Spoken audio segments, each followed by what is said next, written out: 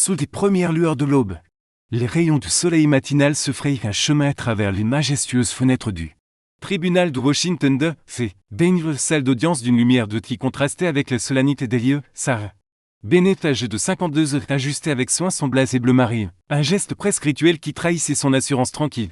Forgé par 20 années d'enseignement du droit constitutionnel au prestigieux centre de droit de l'Université d'Ottawa, sa mallette en cuir posée avec précision sur le banc de bois massif semblait porter en elle non seulement des documents, mais aussi le poids d'une carrière dédiée à démêler les complexités de la justice. Ce lundi matin, Sarah n'avait nullement prévu de se retrouver dans l'atmosphère tendue d'une salle d'audience réservée aux infractions routières. Ces journées se déroulaient habituellement contre le rayonnage poussiéreux des bibliothèques. Les écrans d'ordinateur, où ils scrutaient avec minutie des données sur les disparités raciales dans le système judiciaire américain, pour toute une série récente de plaintes, dénonçant des contraventions routières entachées de discrimination, avait éveillé en elle une curiosité intellectuelle doublée d'une détermination farouche. Cette vague de réclamations l'avait poussé à quitter le confort de son bureau universitaire pour s'immerger dans les réalités crues du tribunal. Les volets théorie du droit rencontrent les imperfections humaines, ce qui au départ ne semblait être qu'une banale affaire de contravention d'une simple formalité administrative allait bientôt se muer qu'une leçon magistrat. Un moment décisif révèle les vérités profondes sur la justice, l'humilité des luttes incessantes contre les préjugés inconscients qui continuent de vanter le système judiciaire américain. Sarah Bennett, une observatrice, avertit le tribunal bourdonné de son activité matinale habituelle. Les gardes de sécurité saluaient les visages familiers, le greffier triste des piles de documents et les prévenus nerveux chuchotaient avec leurs avocats. Sarah observait tout cela avec un regard percé, son carnet près sur ses genoux, son stylo glisse rapidement pour noter des interactions subtiles. Certains étaient accueillis avec des sourires, d'autres avec des hochements de tête secs. Certains prévenus étaient interrompus, tandis que d'autres avaient le loisir de s'exprimer longuement. Elle n'était plus une simple observatrice. Peu de personnes dans les salles savaient qu'en tant que l'une des professeurs les plus respectés Sarah avait formé des esprits de nombreux professionnels du droit, y compris des juges qui présidaient désormais dans ces mêmes tribunaux. Ces articles sur les biais judiciaires étaient des lectures obligatoires dans les écoles de droit à travers le pays, et son témoignage d'expert avait influencé plusieurs affaires emblématiques sur la discrimination raciale. Aujourd'hui, cependant, elle était assise discrètement dernière, vêtue simplement d'un blasé d'une jupe crayon, semblable à n'importe quel professionnel ayant reçu une contravention. Sa propre citation, pour une prétendue infraction de stationnement sur casse-vite, reposait dans sa mallette. Elle avait envisagé de payer l'amende en ligne, mais quelque chose dans les circonstances, la signalisation peu claire, l'attitude dédaigneuse de l'âge l'avait poussé à contester les contraventions à mesure que le salle se remplissait. Sarah remarquait comment les choses se séparaient naturellement, créant les lignes invisibles évidentes de division. Son œil l'exerçait capter les manifestations subtiles de l'anxiété. Certains affichaient de la défiance, d'autres de la résignation, et quelques-uns montraient l'aisance confiante de ceux qui connaissaient bien le système de le juge Michael Harrison, une autorité stricte et précisée. Monophone de la voix du greffier retente. Ordonne-moi tous de se lever. Sarah se redressait avec les autres droites mais détendues. Observe l'entrée du juge Michael Harrison. Ses robes noires flottent derrière lui, à 35 ans. Il était l'un des juges les plus jeunes au tribunal des infractions routières de Washington D.C. et sa réputation le précédait, connu pour ses sévérités, particulièrement envers les prévenus issus de minorités. Ce que le jeune juge ignorait, c'était que parmi ceux qu'il allait juger ce jour-là se trouvaient les professeurs qui non seulement lui avaient enseigné le droit constitutionnel, mais avaient également rédigé une de ses lettres de recommandation pour ses nominations judiciaires. Sarah esquissait un léger sourire en observant sa démarche assurée vers le banc. Elle se souvenait de lui comme d'un étudiant enthousiaste, toujours le premier à lever les mains. Passionné par la justice et parfois aveugle ses propres préjugés dans ses quartiers, le juge Harrison examinait le rôle du jour avec une efficacité rôde. Le soleil matinal projetait des ombres sur le bureau en acajou poli tandis qu'il sirotait son café noir.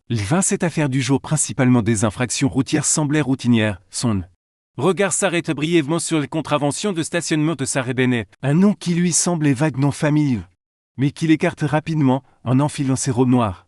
Harrison se remémorait ses années Ottawa. Il avait été façonné par des discussions passionnées sur les droits constitutionnels, l'équité et l'égalité, pourtant dans le quotidien du tribunal des infractions routières. Sa vision de la justice s'était simplifiée, rapide et stricte.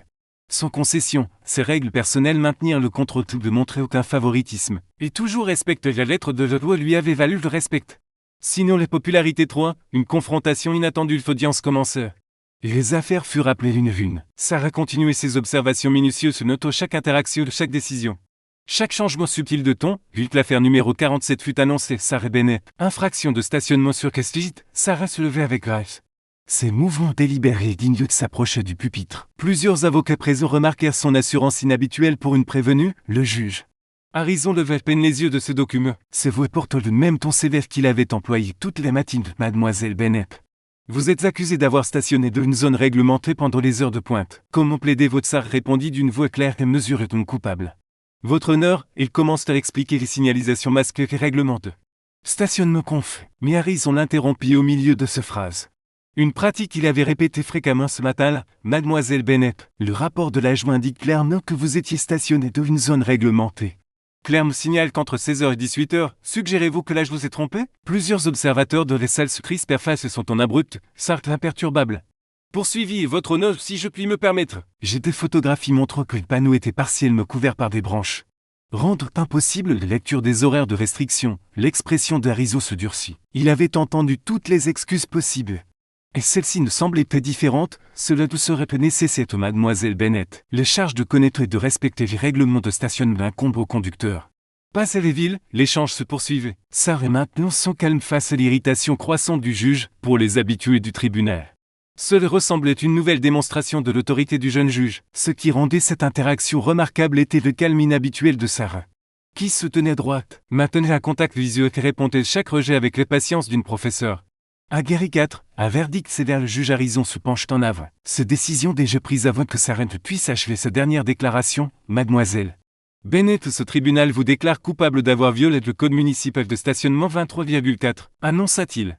C'est votre empreinte de finalité, compte tenu de votre mépris apparent règlement clairement affiché de vos tentatives de contester le jugement professionnel de l'agent. Je fixe l'amende à $500, un murmure collectif parcourut la salle, même les officiers habitués échangèrent des regards surpris. Une amende aussi lourde pour une simple infraction de stationnement était inhabituelle. Plusieurs avocats présents notaient la nature disproportionnée de les sanctions. Sarah reste immobile. Son expression n'a changé, Harrison satisfait. Semblait convaincu d'avoir envoyé un message clair sur le respect de la loi. De plus, continua-t-il, je tiens à noter pour le procès-verbal que ce tribunal considère d'un mauvais œil les citoyens qui tentent d'éluder leurs responsabilités en remettant en question les compétences de nos agents de police. Sarah répondit en fait, c'est vous toujours calme, votre honneur. J'accepte la décision du tribunal, cependant. Je devrais malheureusement écourter mon cours de droit constitutionnel cet après-midi. Harrison s'en levait les yeux rétorqua mademoiselle Bennett. Vos conflits d'horaires ne concernent pas ce tribunal. Vous auriez dû penser vos obligations professionnelles avant de violer les ordonnances municipales. 5. Une révélation bouleversante. La salle reste silencieuse, la tension palpable. Sarah rassemble ses affaires sans être chaque mouvement délibéré, puis elle ajoute un dernier commentaire. Je dois terminer les corrections de copie pour le séminaire avancé de demain à la faculté de droit au Town. Vous vous souvenez bien de ces l'année ce pétuge Harrison, de l'époque où vous étiez dans mon cours de droit constitutionnel il y a 10 ans? Les salles plongent dans un silence total, la main d'Harrison s'immobilisait mi-signature. Son visage blêmissant, réquittait au préjugé inconscient. Plusieurs avocats de la galerie laissèrent échapper des exclamations étouffées. Le greffier interrompit ce frappe et même l'huissier, habituellement stoïque, peinait à maintenir sa contenance. Harrison levait lentement les yeux. Voyez vraiment Sarah Bennett pour les premières fois ce matin-là. Elle était telle qu'il se souvenait des mêmes présences autoritaires. Le même regard interrogateur qu'il avait guidé à travers les complexités du droit constitutionnel. L'ironie était écrasante. Le professeur qui avait rédigé une de ses plus fortes lettres de recommandation pour sa nomination judiciaire venait de faire l'expérience directe de son éloignement des principes d'égalité qu'elle lui avait enseigné. 6. Une remise en question. Harrison annonce brusquement une suspension de 10 minutes et se retire précipitamment dans ses quartiers. Une fois à l'intérieur, il s'effondrait dans son fauteuil. Les mains tremblantes, il sortit un vieil annuaire de Town de son tiroir, dont une photographie de son année de diplomation se trouvait le professeur Sarah Bennett. Ses yeux bienveillants et exigeants de fixer à travers le temps, il repasse en revue les événements de la matinée avec une horreur croissante. Il l'avait interrompu plus rapidement que les autres prévenus. Avait rejeté ses preuves sans considération. Il avait imposé une amende 5 fois supérieure et énorme. Tous ceux-là sans jamais vraiment les regarder dans les salles d'audience. Les chuchotements fusaient, les avocats échangeaient des regards entendus, et même les officiers ne pouvaient s'empêcher de jeter des coups d'œil respectueux à Sarah. Elle restait assise, corrigeant des copies comme si ce n'était qu'un membre pédagogique de plus de sa longue carrière. Harrison face à son miroir, voyait désormais un homme qui avait perdu de vue les principes fondamentaux que son professeur avait œuvré à lui inculquer. Les coups se porte-signal, les fins de la pause. Il savait que les prochaines minutes définiraient non seulement cette affaire, mais potentiellement toute sa carrière judiciaire. 7. Une leçon de justice et d'humilité de retour. Dans l'essai, Harrison avait changé, sa démarche assure qu'avait laissé place à une attitude plus mesurée. Son expression désormais pensive, professeur Bennett, commença-t-il, se voit teinte d'une humilité qui surprit les habitués du tribunal de Je vous dois. Ainsi que ce tribunal des excuses, mon comportement ce matin n'est pas respecté les normes de justice que vous m'avez enseignées il y a une décennie. Il prit une profonde inspiration avant de poursuivre. Je laissais les positions m'aveugler face à mes propres préjugés. Aujourd'hui, vous nous avez tous rappelé l'importance d'un traitement juste et égal devant la loi. Les salles restent silencieuses alors qu'il reprenait les contraventions de Sarah. J'annule l'amende de $500. De plus, je rejette entièrement cette affaire présente de signalisation peu claire que vous avez tenté de porter l'attention du tribunal. Certes, O'Shea était avec grève. Mais Harrison n'avait pas fini. Professeur Bennett, vos leçons sur les droits constitutionnels et de justice égale n'étaient pas de simples théories académiques, ce sont des principes que j'ai juré de défendre. Aujourd'hui, j'ai échoué de respecter, s'adressant à toutes les sectes. Il ajoute que cela serve de rappel à tous faits de moins particuliers. Que la justice doit être aveugle aux préjugés. Mais peuvent les raisons. Notre devoir est d'écouter chaque affaire avec des oreilles neuves et de voir chaque personne avec des yeux clairs. 8. Un impact durable 3 mois plus tard. L'amphithéâtre principal de la faculté de droit Town était comble, le juge Michael Harrison se tenait pupitre aux côtés du professeur Sarah Bennett, s'adressant à un public captivé d'étudiants et de professeurs. Ce qui s'est passé ce jour-là. Tribunal des infractions routières, explique Harrison, n'était pas seulement une question de contravention, il s'agissait de reconnaître à quel point nos préjugés peuvent obscurcir notre jugement même lorsque nous pensons être justes. L'affaire était devenue un outil pédagogique puissant de Town. Sartre avait intégré son programme, l'utilisant pour démontrer comment les préjugés inconscients pouvaient se manifester même dans des procédures judiciaires mineures. L'histoire s'était répandue au-delà de Town, publiée dans des revues juridiques intégrées des programmes de formation judiciaire à travers le PIG. Le tribunal de Harrison s'était transformé. Les avocats notaient une différence marquée dans son approche. Chaque affaire ressent désormais une considération attentive.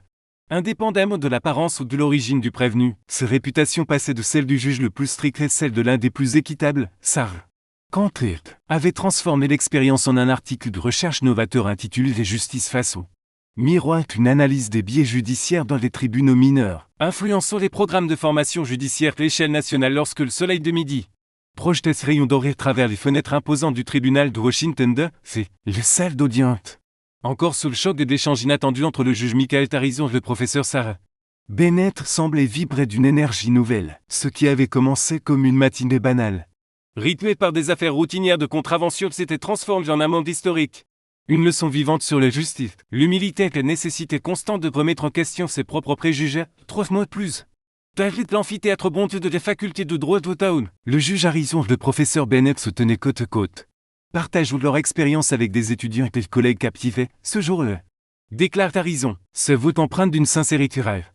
Il ne s'agissait pas seulement d'une contravention pour stationnement. Il s'agissait de reconnaître que même ceux qui se croient justes peuvent être aveuglés par leur propre biais. L'affaire, désormais surnommée la leçon de les professeurs parmi les étudiants en droit, avait transcendé les murs du tribunal pour devenir un symbole puissant. Sarah avait intégré cet épisode dans son programme d'enseignement, utilisant les détails de cette matinée pour illustrer comment les préjugés inconscients pouvaient s'infiltrer dans des décisions judiciaires, même dans des affaires apparemment insignifiantes. Son article de recherche, intitulé « Les justices face au miroir, une analyse des biais judiciaires dans les tribunaux mineurs », publié dans des revues juridiques prestigieuses, était devenu une référence incontournable. Les programmes de formation judiciaire à travers les États-Unis l'avaient adopté, incitant les juges à examiner leurs pratiques avec une rigueur nouvelle. Washington D.C.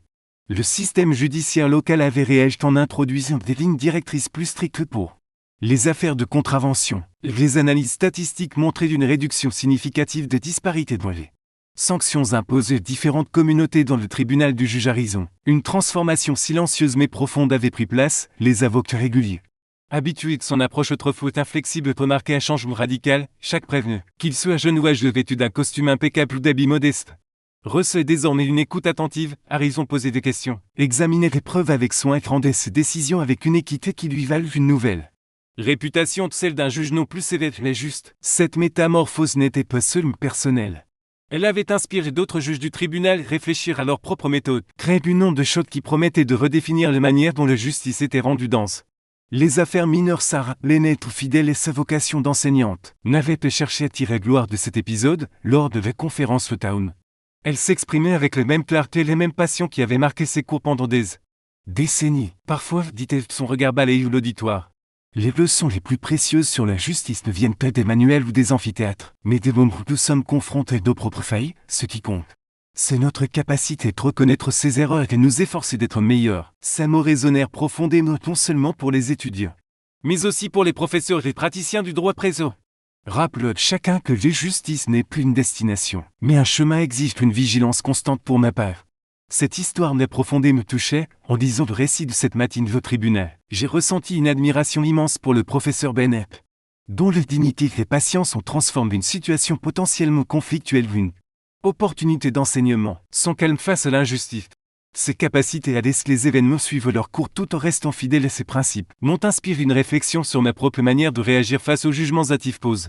Mal entendu, j'ai également été frappé par le courage du juge Harrison, admettre publiquement ses erreurs, surtout dans une position d'autorité, demande une force intérieure rare. Son parcours de l'arrogance involontaire, une humilité assumée, me rappeler que la croissance personnelle est toujours possible, même lorsque nous pensons avoir atteint un certain niveau de compétence ou de moralité. La leçon que je retiens de cette histoire est double. D'abord, les justices véritables exigent une introspection incessante. Nous portons tous des préjugés, qu'ils soient liés à l'apparence, l'origine ou à des situations sociales.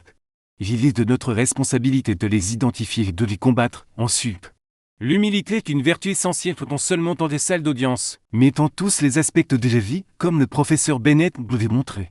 Il ne s'agit pas de ne jamais faillir, mais de savoir reconnaître ses erreurs et d'avoir le courage de les corriger. Cette histoire restera gravée de mes mémoires comme un rappel que la justice n'est pas seulement l'application de la loi, mais un engagement vers l'équipe. La compassion et la quête constante de vérité en fin de compte. Ce lundi matin au tribunal de Washington D.C. n'était pas seulement qu'une anecdote juridique, c'était un miroir tendu à chacun d'entre nous. Nous invitons d'examiner nos propres jugements et nous demandons si nous sommes à l'auteur des idéaux que nous professons. Pour Sarah Bennett, Michael Harrison et tous ceux qui ont été témoins de cet événement. Cette journée marquée un tournant, une preuve que même dans des moments les plus ordinaires, des leçons extraordinaires peuvent émerger, illuminant le chemin vers une justice plus humaine et plus équitable.